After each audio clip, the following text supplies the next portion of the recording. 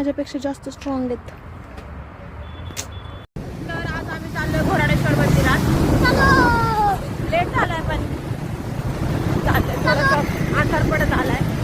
आम्ही आमची गाडी पार्क केली आहे. पार्किंगला पैसे इथं मला नव्हतं माहिती. 20 रुपये घेतले पार्किंगला. 20 रुपये.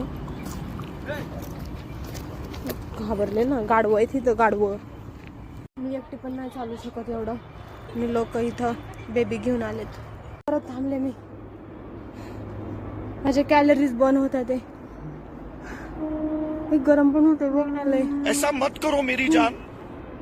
दम लागला. चला हट बदमाश, मेरा घर है पास.